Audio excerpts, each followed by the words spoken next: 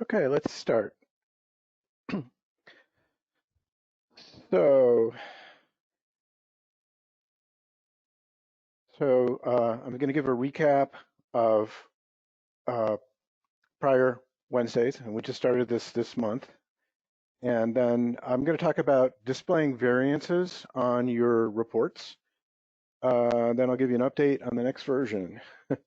And so the recap, July 1, I covered a whole mess of stuff because it was actually from a presentation that I had for XLstatements user groups. So I probably covered too much, and I will go over probably in future sessions. I may hit that again, but concentrate on just one or two of those areas rather than covering everything that's in there. And then July 8th, we went over Excel recalculation, which can be quite confusing. And then last week, we went over some simple Excel formulas that and functions that you might want to use in XLstatements reports. And again, we are recording these, and we have a YouTube channel. And no, you don't need to memorize that URL. If you just go to YouTube and type in XLstatements, and then say you're looking for the channel. So that wasn't. Oh yeah, okay. So today, in the demo, I'm going to show displaying variances on a report, and those could be variances from budget or variance from last month or whatever.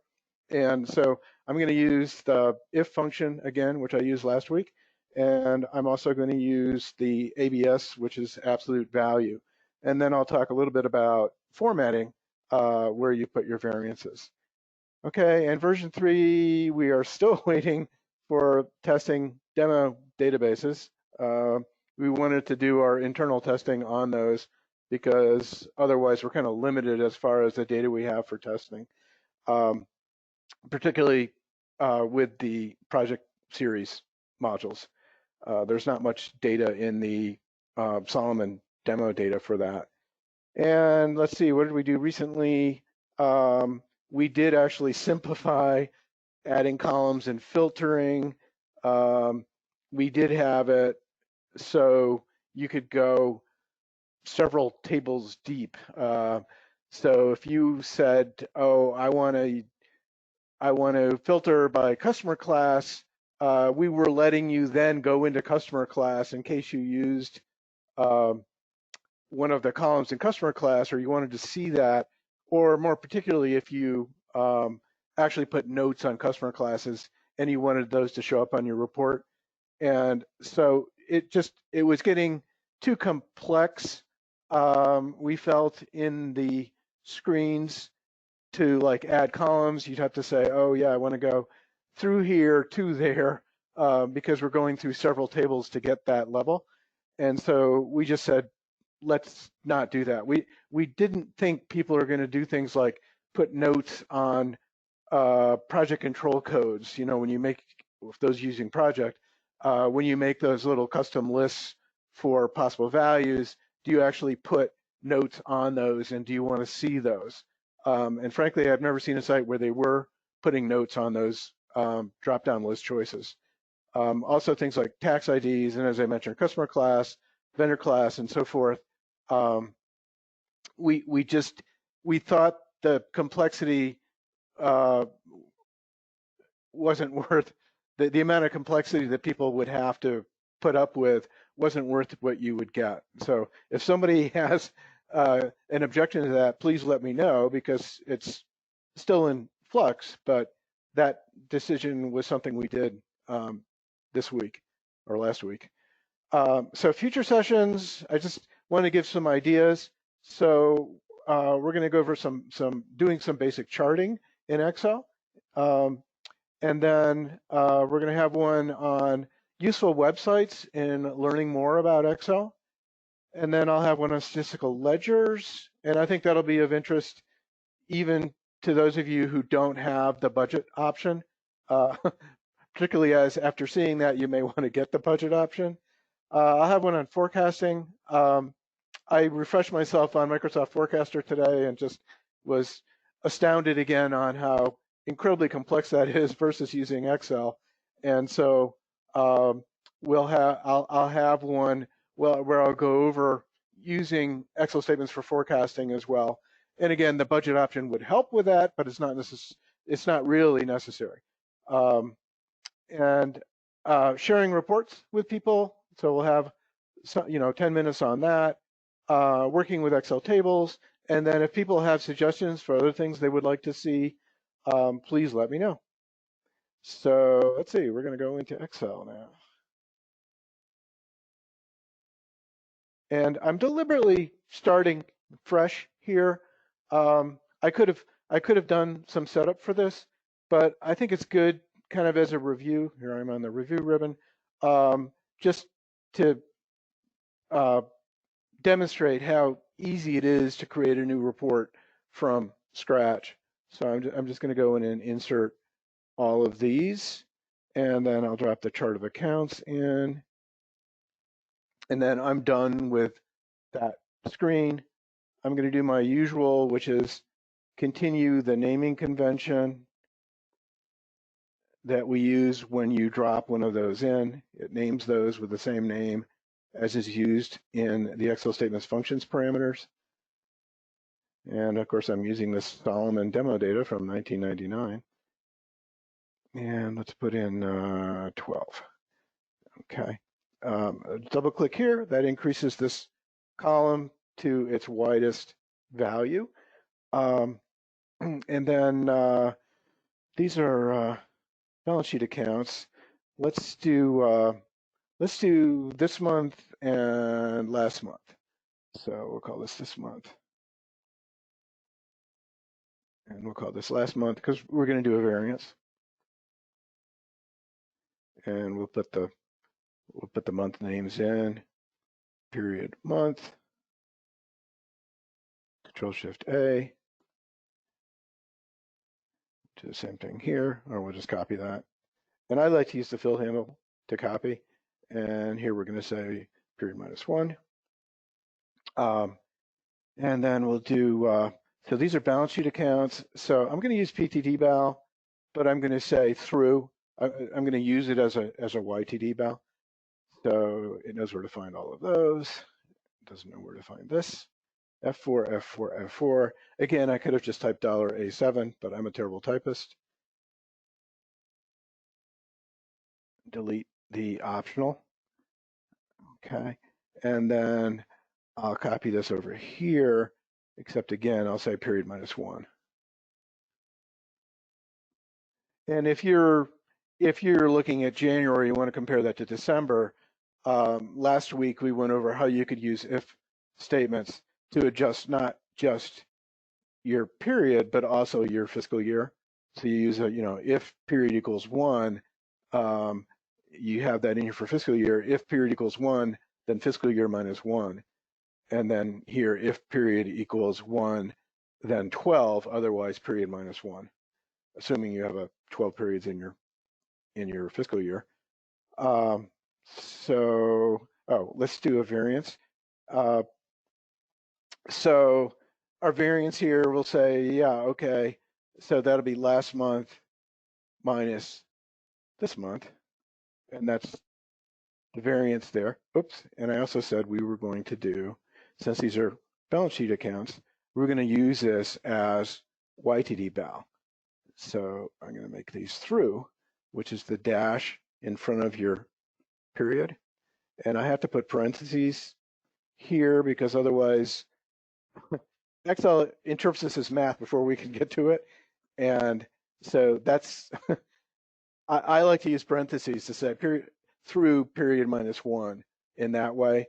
And you can do without the parentheses if you want to do something, if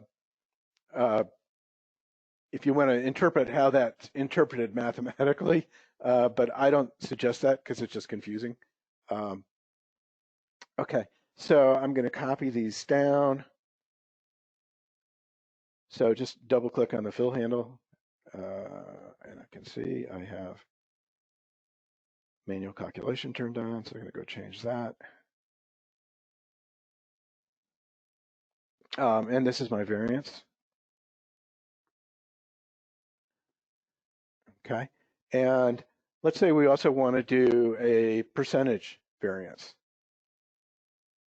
So variance percent. Did I spell that right? Yes, I did. And let's go make these look a little better. So I'm just going to center all those above their columns. And let's make them look about that. Okay. And then I will go in and freeze my panes so I can scroll down and not lose my headers to the left and above. And then let's also, oh, I didn't spell that right, did I? Nobody told me.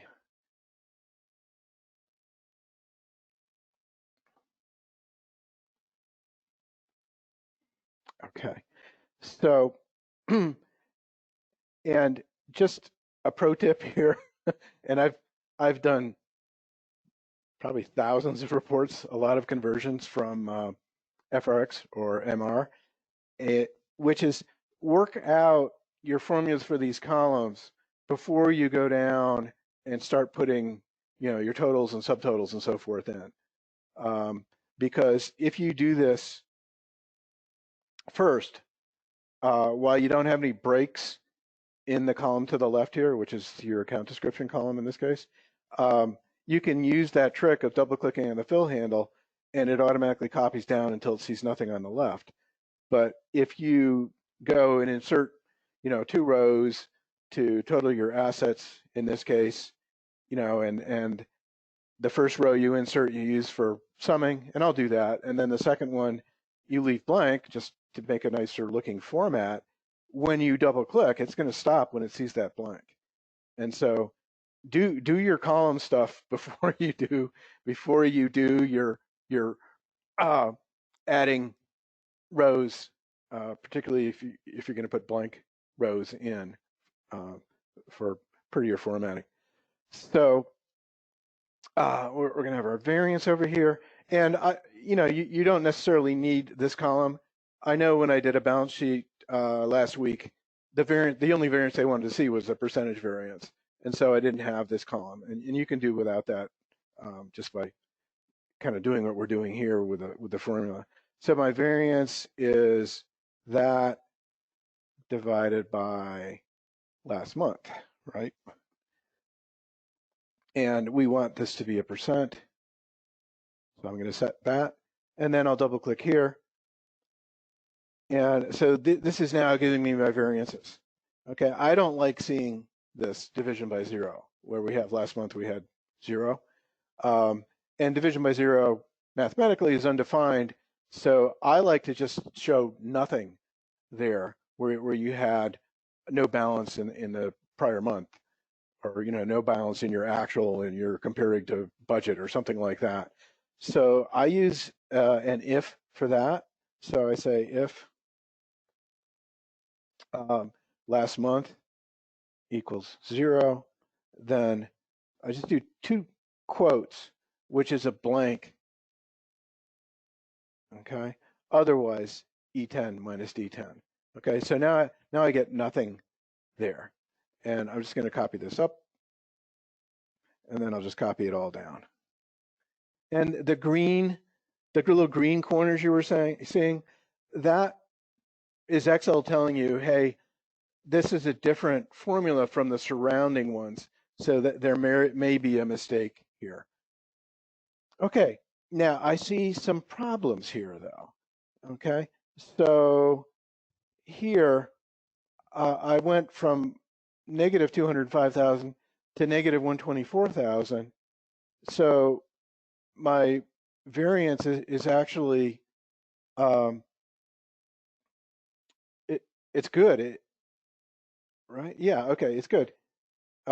Here I Hey, went, Jonathan, yeah, sorry to interrupt. I think your no problem. variance column might be going the wrong way. I think that Yeah, might be the problem because your yep, cash it is. actually increased, but the variance is down. Yeah, In E. Look in column E. yep, yep. It should be C7 minus D7. Yeah. Thanks. I would have figured that out eventually. Oh, and you've got to put an equal sign in too. Gosh, that Excel is so demanding. Okay, then I'll just copy this down. Okay, yeah, And so see my how easy variance, that was to fix. yeah, that's right. The fill handle's great. And if I had gone and put my blank rows in, then I'd have more work to do. So you want to fix all those mistakes sooner as well. So if if you're thinking about FRX or Management Reporter, if you came from one of those old clunky old-fashioned systems, think of it here as you almost want to do your column layout before you do your row formats. Get your column layout right, and then it's so easy to copy that down. So yeah, so this is what I was trying to point out and couldn't figure out why it wasn't. So we went up by 80,000, which is a good thing. This is an asset, right? But my variance is negative, and that's because these are negative amounts. And the same here, we went down by 36,000, but it's showing us that as positive. And this just has to do with the fact that we're working with two negatives. And so the way I fix that is I go in and say, divide it by the absolute of that prior period, okay? And so that absolute value, so it's going to take that number and always make it positive. And you'll see how that's going to work on these two rows that were wrong for similar reasons, but were wrong in the opposite ways. So copy that down. So now this is saying, yeah, you went down 36,000, so that's down 33%. And here we went up 80,000, so that's up 39%. Okay, so that's how I do it. And you could come up with different ways. It's just that's how I did it. And again, if you don't want a column for the actual variance number, but you just want to see percents, you can just use this formula, C7 minus D7, where I'm pointing to that right now. So instead of E7 here, I could say, C7 minus D7, whoops.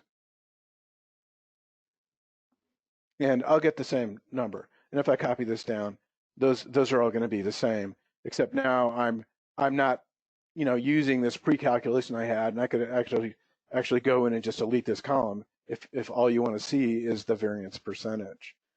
Okay, and so let's go down. I want to do a couple of things. One is just to show what I was talking about as far as going, now we've got our all of our columns done. So I'm just going to go insert two rows, and it's a little slow because I have automatic calculation on. If I change my calculation to manual while I'm creating a report, that's what I usually use, then this is going to be super fast, inserting two columns. But I'm going to leave it on automatic for demo purposes.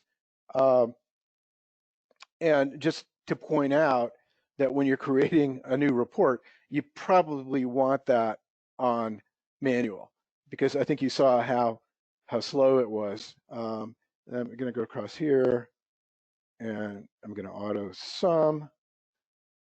Okay, so we can, so even our variance formula works correctly. So we can see our total assets were up 3.31%. And another thing I'm going to do, I'm going to go in here and I'm going to say, give that a top border. Okay, so just to make it look a little cleaner. And I always give my subtotal row a top border as opposed to, giving the row above it a bottom border. Because if you went and inserted another count in here, then you'd have to clean that up if it was the bottom border on row 100. But by making it the top border on row 101, it's going to stay where I want it to, right? Okay. So we've got our assets. Do the same thing with your liabilities.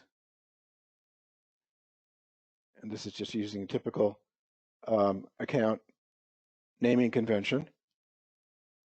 Insert two rows. Again, a delay because I've got that automatic recalculation on, click auto sum, and then I'm going to go and give this top order. And since top order was the last I had chosen, that's just going to stick there. So I just need to click on it, and it says it's going to do a top order, or it doesn't say it, but you can see it. And then when I hover over it, it'll say it. But by looking at that little icon, you can see it only has a top order, or at least I can. And so liabilities.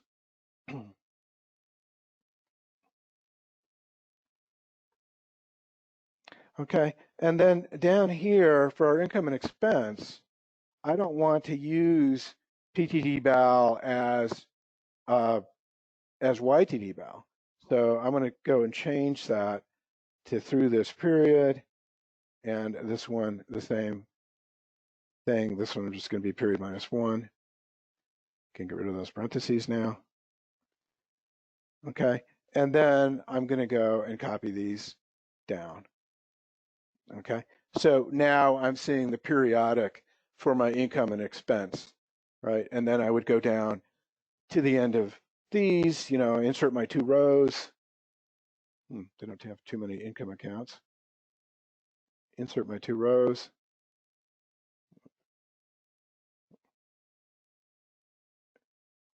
Insert. And then go ahead and put my sums in and do that. Okay. Maybe you want to bold these or something. It's so easy to do in Excel. And then obviously do the same thing down. Now, another thing that I kind of like is I'm going to go in here, and it's in a weird place, conditional formatting, and I'm going to give gradient fill data bars format in here. Okay, and then I'm going to copy that down. Okay, so what that did, and this is kind of like slicers, only I think a lot easier. And I also kind of like it having it in the same column here. And so that's showing me, the relative increase or decrease. And it goes and adjusts to the largest one for the full bar width. So this is the largest one. It was 100% increase. And so this is saying, 63 is shorter than that, and so forth. So that's kind of neat in a report as well. And then, of course, something else you might do is go in and hide the zeros rows as well. Okay, so for your report then, and if we go change the period here, you're going to see that all restack and unhide and hide various rows to do that. Okay, any questions on that? Okay, for a real report, let's say this was an actual balance sheet. Another thing that I would typically do, and here we're just looking at all subaccounts, so this isn't a drop down. I don't really need to see this. I don't need to see this either. And let's go and increase that just so that takes up, doesn't overlap anything here. So I'm going to delete that one. And this one, what I want to do is I want to center this. I'm going to hide this when I print the report. I'm going to hide this column, or it's not going to be included in my print area. So I want my company name to be, whoops, I did the wrong thing. I want to select, not use my fill handle, but instead select. So this is the width of my report that I'm going to send out or show people. And so I'm going to change the format of that horizontal, and I'm going to center across selection. Okay, so that's now centered across the columns that make up my report. Okay, and maybe you want to also, make it bold or larger typeface, something like that. And then you can do the same thing with something we talked about last week. So I'm going to do equals for the period ending space quote and text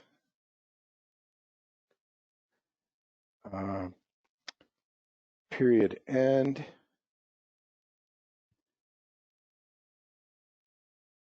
Control-Shift-A.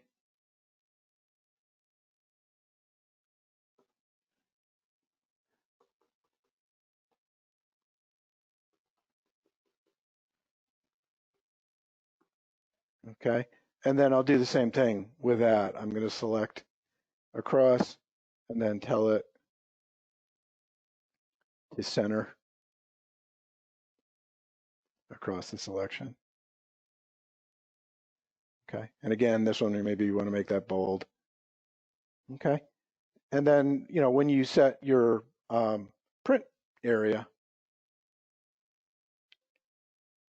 you need to do it before you go there, but you go set your print area, not including that first column. And then when you go to print,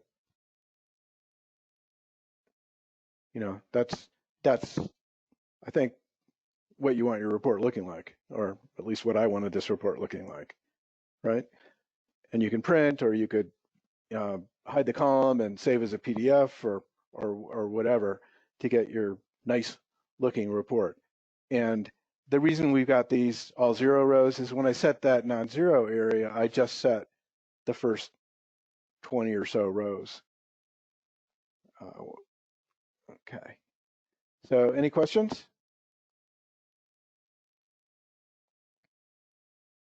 No. You may have to unmute yourself.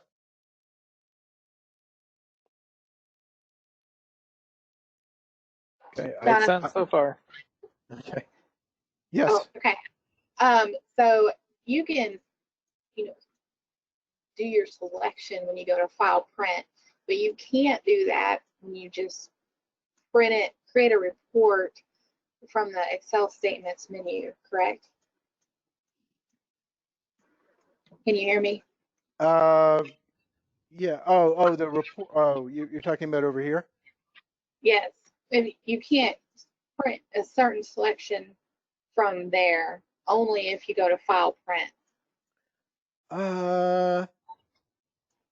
You can, yeah, in order to enable that, I have to have a drop down for my sub accounts. So let's go in and make a drop down for sub accounts. And again, this can be sub accounts or it can be segments. And then once you have a drop down, then this part of that screen gets enabled. So you can send to the printer and create reports by sub accounts. Right? And that's going to go. Right. I can't not select column A to print. It's gonna print what it's showing there, or I'm not gonna select a certain area. Go in and hide this. I'll just hide it. Okay. Yeah. Yeah, and then printer or PDFs. I think I've got a fairly long list there. And by the way, if you're using that functionality, rather than throwing away what you don't need, just go in here and go deselect the ones that you don't actually want to print or whatever, from one of these columns. So if you say, oh yeah, we don't need to do one for all, say, and you notice some of these are already deselected, and that's because when I went and inserted, I had include inactive on the insert form. By default, that's unchecked, and that was unchecked. And so basically what that does with subaccounts is it says someone has set up these subaccounts, but they've never been used. So it's not that they necessarily have been marked as inactive, on the subaccount maintenance screen. That will also exclude them. Sub-accounts maintenance. I'm not even sure, where is it? Yeah, here. So any that you make inactive here won't show in that case. But we also basically say, hey, you know, in this case, in the demo database, they set up like, what, 46 sub-accounts, and these are the only ones they're actually using. And so we automatically do that as well. We'll leave those out. And if you start using a sub-account and you go back to a report where that wasn't active, you may need to go in here and go and check it again. Go check that number. Okay. Another thing you could do is you can go into your report, and I'm going to go and hide that column again. You can just go in here and tell it to go insert again. Again, you know, include inactive being unchecked, but if I insert again as my drop down, it's going to go and check all of that as well. And this is basically saying, hey, you've already got a drop down for that. Do you want to replace the existing structure? And one reason it asks that is because we do this drop down as a worksheet deliberately so you can edit this. And so if you spend a lot of time editing this, you know, putting multiple sub-accounts in various rows, removing the ones you don't want to see, and so forth, if you go and override that, you're going to lose all that work that you did. So we do give you a warning on that, and that's the reason why. But in this one, let's say you started using 2 sub-accounts that weren't in use before, then you know, I would, being lazy, I would just go ahead and go and insert them again and say, yeah, override what's there. And how can you tell if that may have happened? That all of a sudden you may be using sub-accounts that aren't taken account for. I don't know a great way to do that unless you do like a 3D report in Excel where you create another, well,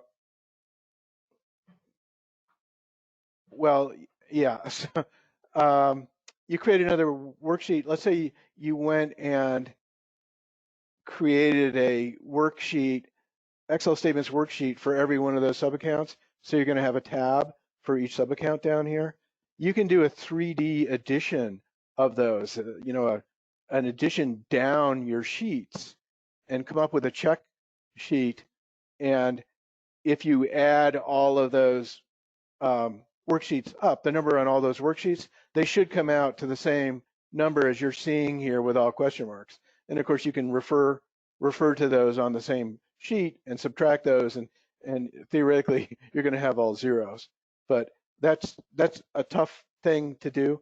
And something we're going to have in a future version is to also look for accounts or sub-accounts that may have been activated recently.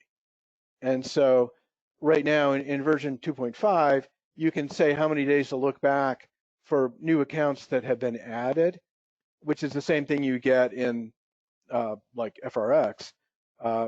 But we're going to have it, and I'm not sure if this is in version 3 or not. I think it may be for accounts anyway, where it'll know if you reactivated something in the last X number of days in here. And by the way, obviously you can change this. 30, I wouldn't say 30 is the most popular, but if you change this, you know, to something like 90, and because this data is so old, I'm not going to get anything in here. But if you then save settings, that's one of the settings that gets saved as well. So next time you go in your Excel statements, it's going to have that 90. It's going to stay there for you. And again, if you're an admin, you can go and save 90 in here. And then any new users, it's going to be set to 90. But any existing users, we won't overwrite what someone has.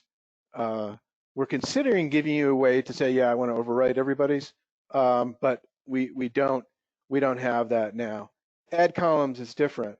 If you add that for all users, it's going to be there for all users from then on. Okay, so it's not just new users. But the thing is here, these settings are saved for all of your users now. And so we don't want to inadvertently, maybe you want to do it advertently, but we don't want you to inadvertently, change settings that someone has, because this is going to change it for all. So, if one of your users says, oh, I want to hide notes, I don't need to see the train type descriptions. If you then go in here as an admin and click save as defaults and say, okay, it's going to overwrite the settings they had for themselves. So that's another thing, a little bit confusing.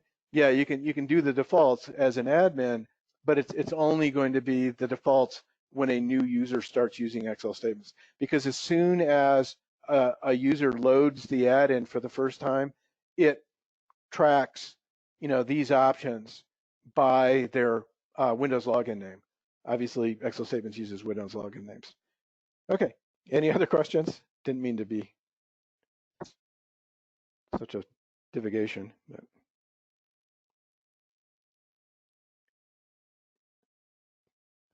No more questions? Do you like this format? I think this is kind of neat. And like I said, it's hard. I had done this last year, and there's like, now how did I do that again? And it's strange because it's in here as conditional formatting, which I don't think it really is. They just had to figure out some place to put it. Okay, so no more questions? Thanks. No, looks good, Jonathan. Okay, thanks. So thanks for coming, and maybe I'll see you next week. All righty. Have a good one. You too. Bye-bye. Jonathan,